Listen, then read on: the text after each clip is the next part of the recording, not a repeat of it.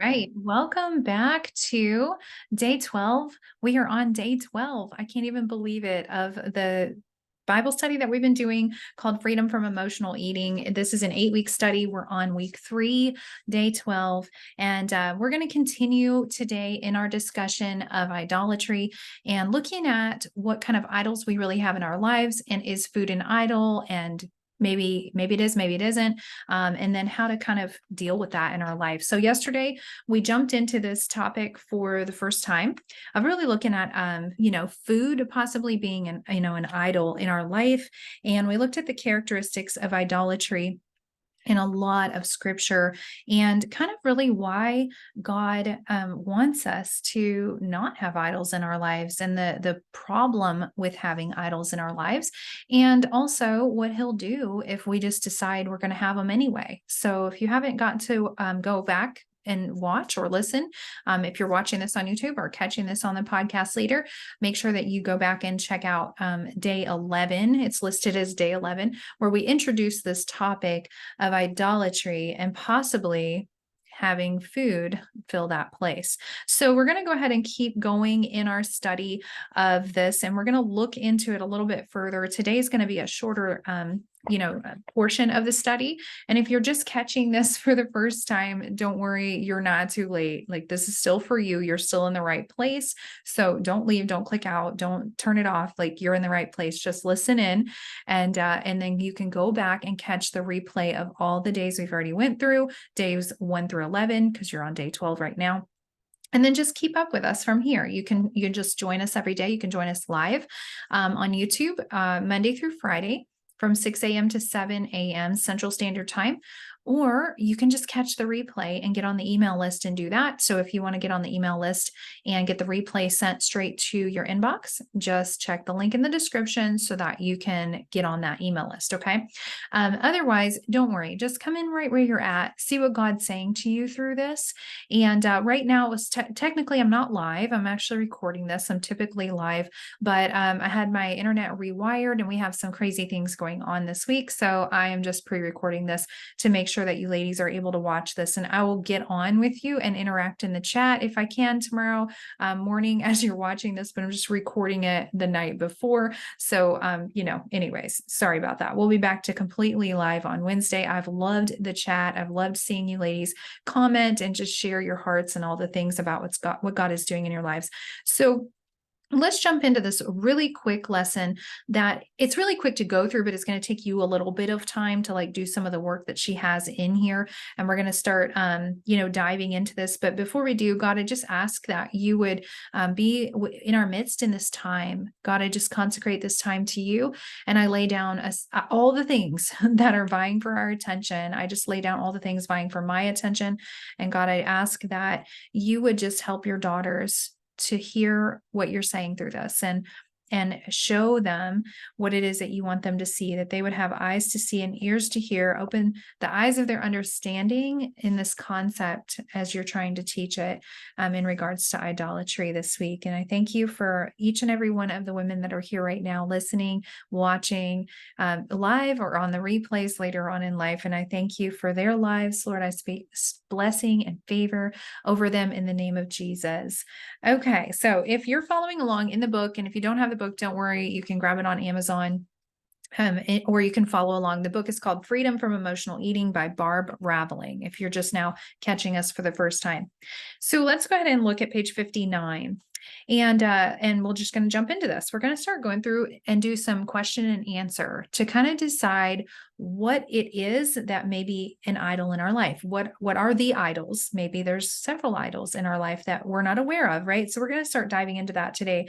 Someone once said that the first step in overcoming a problem is to know that you actually have one. And that's absolutely key, because if you don't know, how can you fix it? And if you're not willing to admit that you have a problem, you can't do something about it. And so you kind of got to set your pride aside and say, yes, I need help in an area of my life. I have an issue.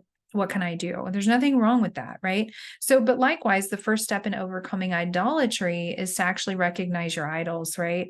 You have to know what those are in your life in order to get them out, like to kick them out, to pluck them out, and to be done with those. And that can be really difficult to do because often our idols are so subtle that we don't even really notice them. Ouch. Like that was totally my life for a long time. So, how do we notice them? How do we know what our idols are? How can we discover that? And if you're already working ahead in the Bible study, you know where we're going with this. But if not, let's go ahead and answer some questions that she asks in the study to help us uncover those idols for ourselves. So let's go ahead and do that. You can answer those in your actual Bible study book, or you can do this on another sheet of paper. So if you come to the Bible study prepared and you want to come prepared, I would grab a pen, a journal, or a notebook, whichever one you want. Your Bible, something cozy if you like lap blankets, maybe come with your hot cup of something to drink. I would totally have mine with me, and I had planned on having like my hot cup of something with me because it's just my favorite thing to do in the morning when I'm hanging out with y'all. But guess what? I can't drink and talk at the same time. I've noticed that because I've had to go back and do some little light editing to some of the recordings that you guys are getting live for the podcast. And I'm hearing like my drinking as I was trying to do that. I was like, okay, we will not be drinking. So this is a little bit different than actually being in my living room, which is really what I would love for us to all be doing right now. There's over 100 women going through this with you. I think there's 137 women that I know of at least going through this, getting the emails, coming in and watching the replays, and showing up and just going through this, right? And God's doing things in their lives through this. And I would love to have all of you in my living room, but unfortunately, the time and space factors and all of that. Like there's a lot of you that live in other places. You can't get to where I live. And, who wants to get up and be at my house at 6 o'clock in the morning? I don't know. I would prefer, to be together, but since we're not, we're just going to make it work and do this. And so I will not be drinking my hot cup of something, but you can. So I hope that gave you time to grab a pen and paper and let's jump into this. So number one, we're going to identify what our possible idols could be. Okay. So number one, what do you feel like you have to have in your life to be happy? So you can jot those things down. You can go back, just write that down if you don't have the book. What do you feel like you need to have in your life to be happy? So for me, I mean, these are just my honest and raw answers from the very beginning when I did this Bible study like over a year ago. My number one answer was coffee, which is hilarious because I had no idea. And I've recently like went through this thing. I think it wasn't recently. It feels like it was recent though. It was in April where I gave up all caffeine for 6 weeks. And that was a tough thing for me to make a decision to do. It wasn't tough for me to actually do because there was grace on it. God was so sweet to me to show up and help me walk through that and help me lay that down in my life. But he had already been talking to me about it way before I actually did it. So it was a hard decision because it was one that I wasn't willing to admit was actually a problem, like we started out talking about today. So another thing for me, I needed to feel like I needed to have in my life to be happy was food. So the first two things on my list was coffee and food. Whoa, so revealing, right? So revealing. And I'm just being completely honest right now. So, what are yours? Like, start typing those out in the chat. Let us know just the first thing that came to mind when you're like, oh, I got to have that to be happy. If I don't have that, I'm not happy. Like, some people say, well, I got to have my Dr. Pepper. You don't want to see me without my, Dr. Pepper or my coffee. And, people wear shirts and they carry around bags and they say, have memes, talking about how important something is in their life and they have to have it, right? All right. So the number three thing for me, I kind of had a big list. You can have several things. I just had a big list was sleep. Yeah, I got to have that to be happy. And fun. I need to have fun to be happy. Y'all, I really do enjoy laughing and being silly and just life gets a little too serious sometimes. And if I'm not having fun, I'm miserable. Like I am miserable. You do not want to be around me. So I really believe that having good friends too is something that I have to have in my life to be happy. Okay. So those are just a few things I wrote. I would love for you to go ahead and type out in the chat what your number 1, 2, or 3 thing would be. If you want to just put one, great. If you want to put more than one, go for it. Be brave, but make sure you're writing this down where you're going to be able to go back and see it later for yourself. Okay. So number 2, what do you do when you're depressed or hurt or angry or lonely or stressed out? All those things. What do you do? Well, here's what I did. I don't do this anymore, but this was what I did regularly. Excuse me. I ate junk food. I ate junk food. I wrote eat junk food because that's what I did at that time. I ate junk food. That was the number one thing when I was depressed, hurt, angry, lonely, stressed out. Junk food, 100%, usually chips or something salty and fried, right? That was my thing. Some people it's sugar, but that wasn't mine. I would just definitely eat junk food. I would avoid whatever it was I was feeling like the plague. I would not give in to dealing with what I was feeling no matter what, because I thought it would overwhelm me. Like I kind of talked about that in a few of these different episodes that we've done here talking about this. I was not willing to actually look at what the problem was and what the emotion was that was, the issue. I wasn't willing to look at the emotion because I felt as though I couldn't do anything about the problem. So what does it matter to deal with the emotion when it can't be fixed, was kind of what I thought at the time. And I avoided, right? I overworked. So I worked my butt off doing all kinds of things that didn't matter at all.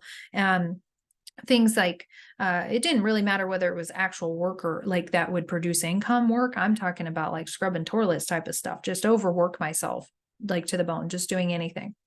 And I went back through this, oddly enough. I can kind of see my own notes in here, and y'all can't because it's a big hot mess in there. So if you're watching this on video, you can see it's a big hot mess.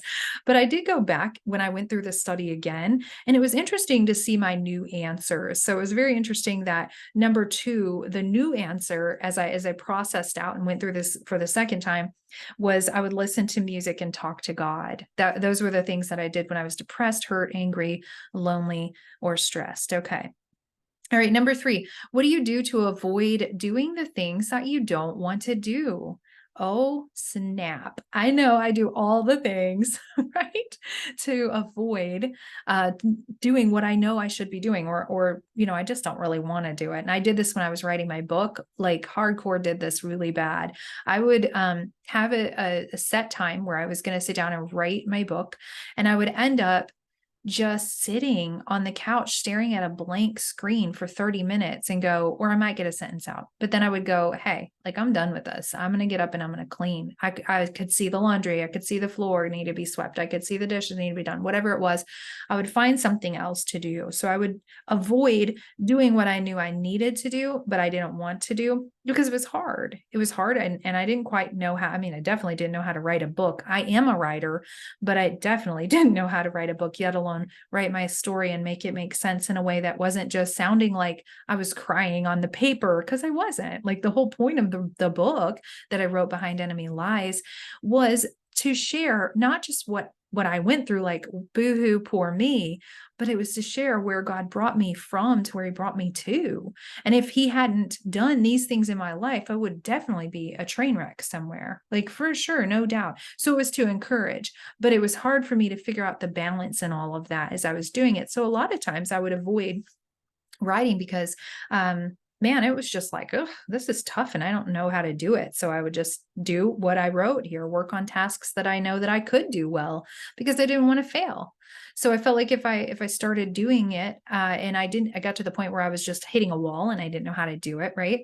I could quit doing it and go do something I did know how to do well. And that would be maybe exercising, or maybe cleaning the house, for instance, taking care of chores and errands. I'm a good little homemaker, right? Like I'm a good housewife. I definitely know how to do all the things, even with jobs. I know how to do all the things, right? So I would go and do the things that I knew that I could do well, and to avoid the things that I didn't want to actually do. I would do housework. I would scroll social media.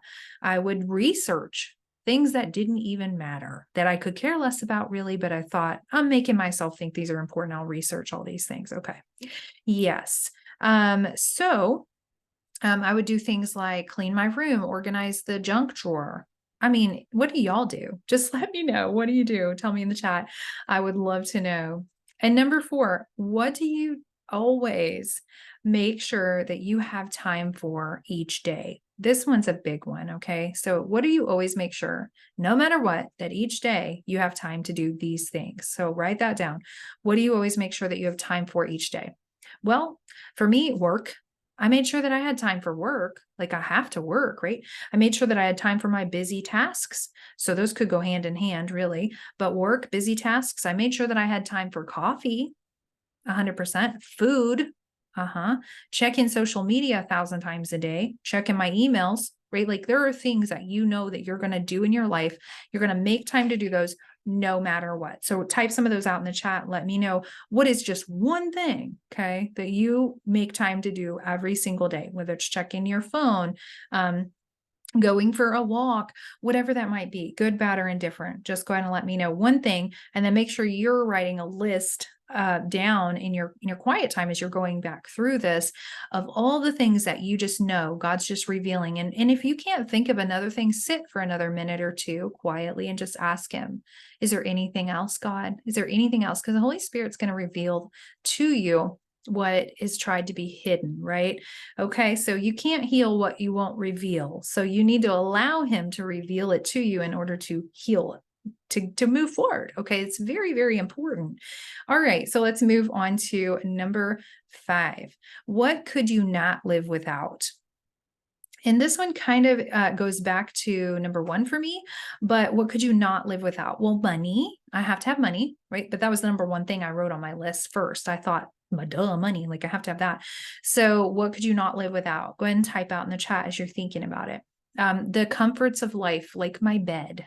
I don't think I could live without my bed. Do y'all? Do you love your bed? Do you love like sleeping on your bed? Do you think you could live without it? Air conditioner. Like I really, at that time, I couldn't live without an air conditioner. I still probably don't feel like I could, but I know I could. And I even went through and asked my family later on in life, like later on I'm sorry, I said later on in life, but it was later on in life when I was going back through this Bible study again. I went and asked my family, and some of the things they said was pretty hilarious. My daughter said she can't live without socks and hairbrush. And so, it's pretty interesting to hear what people say. So, what could you not live without? Make your list. Number 6, in what areas of your life do you experience the greatest struggles? Well, for me, it was at this time for sure, weight loss. Oh, man, like biggest struggle of my life was weight loss. Being consistent to make the best choices long enough to actually see some results in my life. Okay. Another thing I put was prioritizing exercise. I couldn't read my own handwriting, so that's what I was trying to do. And then also what I struggled with was waking up early to be with God. And the last thing I wrote was fear. I really struggled with a lot of fear. I had to break that spirit off me and kick it up out of my life. And I'm not talking about the emotion of fear, like don't jump off of the side of the bridge, that will keep you safe type of fear. I'm talking about irrational fears that cause anxiety and that, has spirits attached to them, the spirit of fear attached to it. And so I had to work on that. And there were some things, right? So in what areas of your life do you experience your greatest struggles? When I asked my husband this at the time, he said establishing healthy habits. And my daughter answered this so candidly, and I was so thankful for her. But this is something that even as a certified mental health coach, as a counselor, as somebody who knows that these things are what we should be doing, doesn't necessarily mean that like my family is going to listen to me, right? Especially my 16-year-old daughter. She's like, what do you know? Her biggest thing, her greatest struggle at that time was shoving her emotions. She wasn't 16. It was, a while back. She is now, but shoving her emotions, not really wanting to deal with those. Even though I talk a lot about that, she's still like, I'm just going to let that go. She's going to figure that on out on her, on her own in her own time. Right. And she is now, thankfully. So let me know, what do you experience? What areas in your life do you experience the greatest struggle? Number 7, what would you have a hard time giving up for just 1 month? Oh, okay. So that's why I gave up coffee. This is why. Okay. But well, not originally, but God showed me if you can't give it up, if it is something that you have to have, Kathryn, if you say every morning, no matter what, you have to have this coffee, but you're not getting up to spend time with me, but you'll get up to spend time with your coffee. At one point in my life, coffee was the only thing that got me out of bed. I was so depressed. I mean, I was just full of grief and overwhelm and burnout and sorrow and all the things it was overwhelming. Coffee was the only thing that would motivate me enough to get out of bed.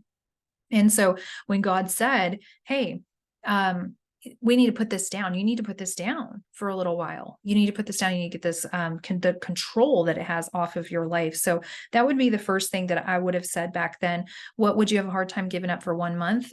Coffee. Well, I gave it up for a month. I gave it up for 6 weeks. But back then, I definitely could. I wouldn't have thought that that was even possible. No way, Jose. What about food? Could you give up food for a month? I mean, we wouldn't want to give up food. We actually could survive. Jesus did for 40 days, right? It's not necessarily something I would recommend. But food was definitely number one on my list. I couldn't give up working for 30 days. Even if I had all the money that I needed in the bank to pay the bills, I still felt and still struggle with this, actually feeling the need to show up and work, get things done, be productive. Okay.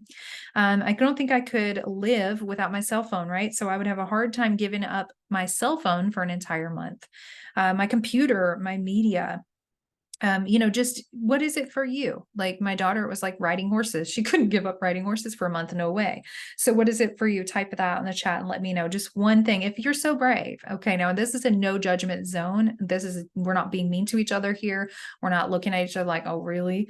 Like, yeah, I could totally give that up. What's wrong with you? No, no, no, no. This is a safe place. You should be able to share. So go for it. Okay. All right. So where do your feelings of self-worth come from? This is number 8. Where do your feelings of self-worth come from? Well, for me, productiveness, right? Like producing, being productive, contributing to the family's income. Self-worth comes from my ability to actually perform well and do things in excellence. And sometimes perfectionism is like excellence is dressed up like perfectionism is dressed up like excellence is what I was trying to say. And so actually that's a big problem still for me that I battle. And I know that God is working on me, right? Like we are all on a journey at some point. It's gotten better, but it's not something that, I have been delivered from for sure. All right. So number 9, what do you do to escape when you're having a hard time in life? For me at this time, even back then, I thought it would be food, right? You would think it would be food probably because we're doing a emotional eating, Bible study, but it's not. It wasn't. It was work. So that's what I did. I would work to escape what I was having a hard time with in life. And whatever it is for you, it's okay. Like if it's food, great. Write that down. That's just whatever else it is too. Maybe you go to glasses of wine every single night. Maybe you go to whatever restaurants around, or whatever it is. Okay. So just type that out. Let me know, or make sure you write this down for yourself. And number 10, when do you most feel like eating? Well, when do you most feel like eating outside of when you're actually hungry? She doesn't say that part, but let's just go on and be honest. When do you most feel like eating? When I'm tired. Oh, when I'm so tired. I just want to eat all the things because my body is exhausted and it's looking for fuel. Okay. When I feel like eating the most when I just want to numb out, when I want to shut the world out. That was when I was struggling the most with eating and when I wanted to escape from all the things, the hard things in life, right? So for you, when do you feel most like eating? So go through and answer those 10 questions. Be honest about them. Don't beat yourself up. This is not a time to do that. So we're just going to be honest about it because we're going to learn to recognize our idols in life so that we can get rid of them. So the last question may seem a little out of place, but it's there for a reason. Sometimes we turn to food because our other idols aren't meeting our needs. 100%. Food may not have been the original idol, but it definitely can become an idol when we consistently turn to it for deliverance, like we talked about yesterday. So for example, maybe my idols is an exciting, or maybe she says, maybe my idol is an exciting life. I feel like I have to have some excitement in my life to be happy. And if I'm at a boring stage of my life, then I might eat to try to provide the excitement that I crave. Do you see how this works? Pretty interesting. So my original idol is excitement, but food becomes an idol when I turn to it to deliver me from boredom. Wow. Wow, it's interesting. So I just want you to think about this. Can you think of any examples in your own life of this concept where your original idol might have been something else, but it wasn't meeting your need in that moment, so you turned to food? So your answer to that last question on the list, number 10 that we just talked about, not the examples of it in your own life, but the last question was, when do you feel most like eating? So your answer to that last question is going to point out some problem areas in your life, areas that you could really work on if you wanted to improve your life. So, for example, if I eat whenever I'm dreading a task that I have to do, right here, this girl, I may need to work on the problem of procrastination. Yes. So did you find any areas that you could work on to improve your life? And for me at this time, I even wrote the same thing down, was that I made an idol out of work and producing for sure. And when I wasn't able to do that, or when I even felt overwhelmed with doing that, and I would put too much on my plate, which I do tend to do, then I would get overwhelmed and I would say, forget all this. I'm just going to go eat because this is too hard. So here's a list. She gives us a big list of potential idols that you can circle, any of those that you feel like just at first that you might be inclined to elevate to the level of being an idol. And so the list, I'm just going to read the list out loud to you, and you can kind of silently agree, especially if you're driving and listening to this. But I would definitely recommend you write down the ones that's, if you don't have the book and you can circle it, we're on page 60, by the way, I would write down the idols as I list them out that pop out to you, like, yeah, that's probably an idol. Okay. Even if you're not so sure, go ahead and just write it down. It's going to be important. Okay, so let's go through this list. It's a pretty extensive list. So just listen up and then write down which ones come to mind for you, or circle those in your book. So possessions, comfort, power, ministry. Ministry? What, Kathryn? How can ministry be an idol? It's such a good thing. Yeah, it is a good thing until you turn it into an idol, until it becomes greater than the one who created us to do ministry. Right, to be the ones that are doing, we're doers, right? Like we become human doers instead of human beings. So ministry, when we get caught up in being in ministry so much, it can definitely become an idol. We get our source of identity. I got caught up in this. That's how I know.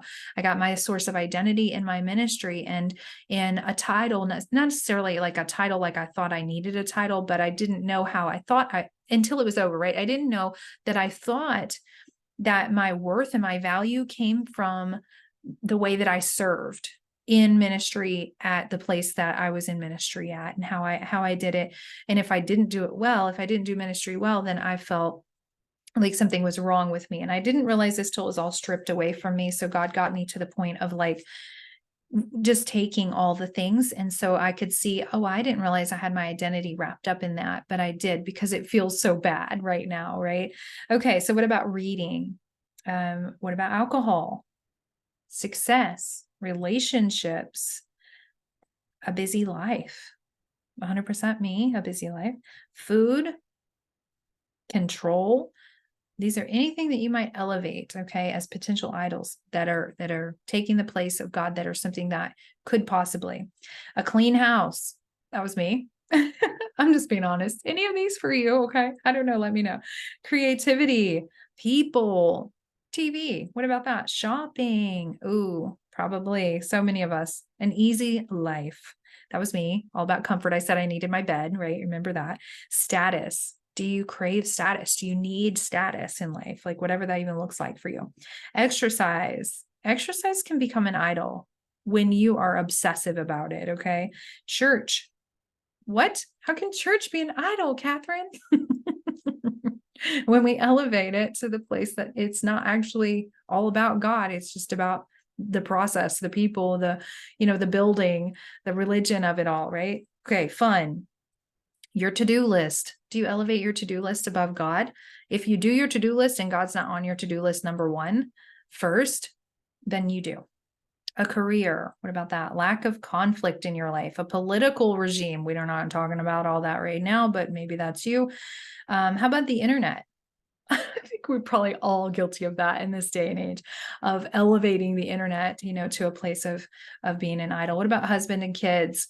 Physical appearance, your desire for approval, success of your children, maybe accomplishments, excitement, independence. That's a big list of things that she gave. And honestly, if I'm being quite honest, I went through and asked my family to help me out. But if you can actually see this, you can't see all of it, I know, but some of you are listening and you're not watching, but I've circled the majority of them. whether it was from me or my family, we circled the majority of them. I think there was only maybe 7 that we didn't circle. And I was like, wow, that's really tough. So back in the days of the Bible, they had to create their idols out of wood or metal or stone. And in our modern society, with all of its luxuries and comforts, right, we have a huge variety of idols from which we can choose. So if you look at that list, most of the items on it are actually pretty good things. It's okay to want them. The problem comes when we feel like we have to have them, or we begin to rely on them to cope with life. So the more we cling to them, the more their grip on us tightens, and soon they control us. So like Paul said back in Corinthians, I'm gonna go back to this constantly, that he told the Corinthian church, everything is permissible for me, but not everything is beneficial. Everything's permissible for me, sure, but I will not be dominated or controlled by anything. Dominated, controlled, used interchangeably. So wow, I just love that, that she's saying that. She's just giving us this, reminder that these things in and of themselves, ministry, church, reading, how can that be bad? Creativity, a clean house, we want to have a clean, they're good in and of themselves, right? But the more we cling to them and the more they have a grip on us, the more they will eventually just totally control our lives. So idols are never going to make us happy long term. Only God can do that. Thankfully, he's able and willing to help us break free from our idols. And tomorrow, we're going to talk a lot more about how to break free from those idols. Actually, for the rest of the week, we're going to be talking a lot more about how to break free from those in our life and start the process, because it isn't always a one and done thing. And a lot of times when we're in a development stage of transformation, it's not one and done. But when you're going through the process, you're going to come out on the other side looking like something different. You're not going to come out looking the same as when you went in, and you may even have to go back, through the process looking like you look as the new transformed you again to get to an even more refined transformation. So that's kind of what I've done, and I continue to do. I think I've been a pursuer of self-development since I was 21, maybe 22, something like that. Probably even, 21. I think my oldest is 20, and I started really getting into self-development at about 21. So I think there's something to it, right? There's something to wanting to pursue, being better, and not necessarily perfect. We can't ever be perfect, but we can always grow in areas. And I think that takes a lot of laying down things in our life, attitudes in our life. There's seasons of our life, and God's just always, I feel like, chipping away, refining us, and pressing us even to become even greater in this world, to have a greater impact. Not that we'll be greater or elevated to be greater. I just mean that, but we will have a greater impact on the world around us for the kingdom when we are constantly developing, transforming, growing, getting better, looking more like Christ, being healed, laying things down, getting things broken off of us, dealing with our inner healing that we need to deal with, going through deliverance, doing all the things that we need to do in life, because we are worth it. We are important to the kingdom, and the enemy knows that. That's why he wants to keep us bound in whatever junk we're just dragging around with us everywhere we go. And so it's really something I decided a long time ago that I wanted in my life was freedom. Even though I didn't quite know how to articulate that, I didn't know that that's exactly what I wanted, but I knew that I wanted different than what I had seen growing up. And I knew that I had seen other people who had it. Up till that point, I had not seen that, so I didn't know it was available. But once I realized that it was available, there was no turning back for me. It was just a constant pursuing of something greater than what, I experienced as a child, and knowing that there was freedom. So ladies, that's it for today. I want to encourage you to go back through that. Make sure you make your list of all those things we just went through 1 through 10. So you can start to recognize, like, what are some of the things that are the common thread themes in how you answered those questions, and then take some time to do some truth journaling about your day, because truth journaling, like I said, is a practice. It's something that if you get good at doing, just write down, here's what I felt today. Here's what I thought today. Here's what so-and-so said today. Here's what happened today. And then go back through that little paragraph that you might write, 1, 2, 3, 4, 5, 6 sentences, whatever it is. Go back to those look at the truth. Here's what I'm saying. Here's the lie that I'm believing. God, what do you say about it? And then cancel out the truth, cancel out the lie with the truth, right? So we're gonna truth journaling. If you haven't watched it, is in week 1. I think it's on day 3, maybe, or 4. So you can go back. It's labeled, it's titled truth journaling. So you can go back and look at that. And tomorrow we're going to be going through how to start to break idolatry, to break whatever agreements we've made to make things idols in our lives. And we're going to continue doing that through the rest of this week.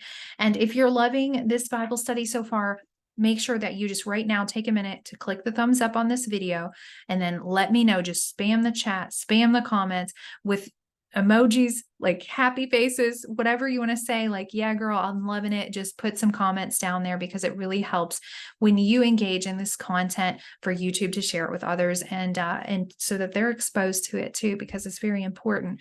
But ladies, I'm going to go ahead and close this out, and we'll meet back here tomorrow morning live at 6 a.m. to 7 a.m. Central Standard Time. And if you need the replays, don't forget to go check the link in the description. Okay. So I'm going to close this out in prayer. Father, I thank you for your mercy and for your grace as we're going through this process. I just ask, Father, that you would guard your daughters from condemnation that the enemy is going to try and heap on them as they're going through this process. Lord, I just thank you that there is therefore now no condemnation for those who are in Christ Jesus, that you are using this to refine us and to bring us closer to you, and to cause us to look more like Jesus on the outside to those that are that encounter us, that we come into contact with in our world. And I thank you for your love. And I thank you for favor. And I speak life over each and every one of these women today, life over their bodies, healing in their bodies, healing in their minds. In the name of Jesus, I pray. Amen. Ladies, thank you for being here today. And I cannot wait to see you tomorrow.